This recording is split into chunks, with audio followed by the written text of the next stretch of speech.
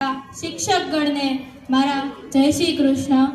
આજે હું અહીં શુભેચ્છા સમારોહ નિમિત્તે શાળા દ્વારા થયેલા અનુભવોનો પ્રકાશ પાડીશ। શરૂઆત કરીશ હું થેન્ક્સથી। શાળા પરિવાર, શિક્ષકો, આચાર્ય, સમગ્ર મેનેજમેન્ટ હું અદિતિ દિલથી થેન્ક્સ કહીશ। આમ તો આ શાળા સાથેની મારી સફર ધોરણ 4 થી થઈ છે, પરંતુ કેટલાક સાથી વિદ્યાર્થીઓની સફર બાલભવનથી થઈ હશે। એમના વતી હું આ પ્રસંગે મારા અનુભવો રજૂ કરતા કંઈક કહેવા માંગુ છું।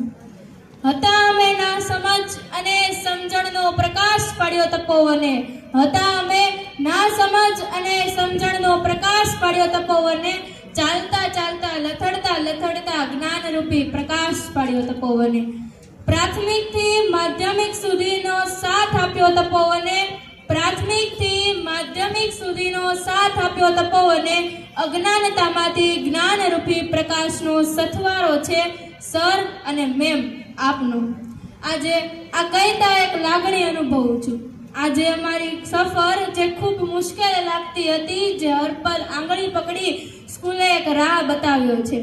જોત જોતામાં 10માં આવી ગયા। બહુ બધા પાસે સાંભળ્યું હતું કે 10માં આમ છે, 10માં તેમ છે, બહુ અઘરું છે, પરંતુ શાળા પરિવાર, શિક્ષકો, આચાર્ય તેમજ સમગ્ર મેનેજમેન્ટનો સાથ હતો અમારી સાથે। ધીમે ધીમે તે ડર પણ દૂર થતો ગયો અને અમારી આખરી મુકામ સુધી, એટલે કે અમારા છેલ્લા બોર્ડના સેન્ટર સુધી અમને દોરીને લઈ ગયા। એવા આ શાળાના શિક્ષકો વિશે મારે કંઈક કહેવું છે। શરૂઆત કરીશ હું અમિત સરથી। અમિત સર ક્લાસમાં દેખાય ક્યારેક ક્યારેક, પરંતુ આવે ત્યારે સમજી જઈએ કંઈક સરપ્રાઈઝ હશે। હસતા હસતા અને હસાવતા હસાવતા, ક્યારેક આયોજન, તો ક્યારેક ટાઈમ ટેબલ, તો ક્યારેક બધા જ વિષયનું ટ્રેકર આપી દે અને પાછા કહે બેગમાં મૂકવા માટે નહીં, ટ્રેક પર ચાલવા માટે આપ્યું છે। હવે વાત કરવાની છે શરદ સરની, જે વિજ્ઞાન ભણાવતા ભણાવતા અંતરગોળ અરીસાને અમારી વચ્ચે રાખી ઊંધી થઈ ગયેલી દુનિયાને સીધી કરતા શીખવે અને વિજ્ઞાનમાં બારીકાઈથી ઊંડે ઉતારી રસપ્રદ રીતે શીખવે। લેક્ચર પૂરો થાય એટલે છેલ્લું વાક્ય હોય, બાકી કા નેક્સ્ટ ટાઈમ। હવે વાત કરવાની છે ગણિતના આર્યભટ્ટની, એટલે જે ગણિતમાં જેવા દાખલા અઘરા એવા એના વાક્યો પણ અઘરા, અને ગણિતમાં તરબોળ થઈને ઊંડા ઉતારે અને પાછા કહે શીખવું હોય ત્યારે આવી જજો। હવે વાત કરવાની છે ક્લાસમાં એન્ટર થતા જ આખા ક્લાસમાં શાંતિ છવાઈ જાય। અને પ્રભાવશાળી વ્યક્તિત્વ, એને જોઈને કોઈને બોલવાની હિંમત ના થાય। ઇંગ્લિશની ચોપડી બેન્ચ પર અને ધ્યાન સીધું બોર્ડ પર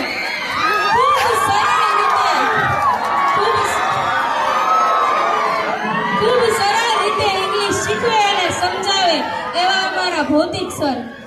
જેનો દરિયા જેવડો અભ્યાસક્રમ હોય એવા અમારા સામાજિક વિજ્ઞાનના ચેતન સર,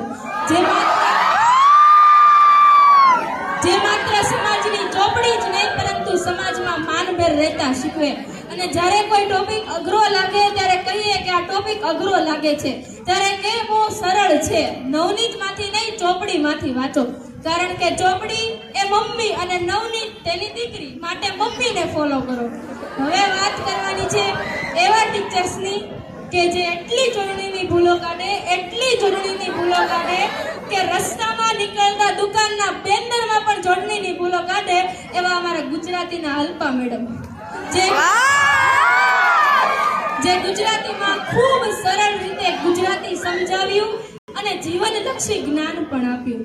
હવે વાત કરવાની છે એવા વિષય, જે વૈદિક વિષય, જે શ્લોક સાંભળતા માથું ખંજવાળવું પડે, પરંતુ અમારા સંસ્કૃતના જીનલ મેડમ, જે શરૂઆતથી જ એવા શ્લોક ભણાવે કે બીજી વાર ચોપડી ખોલવાની જરૂર ના પડે।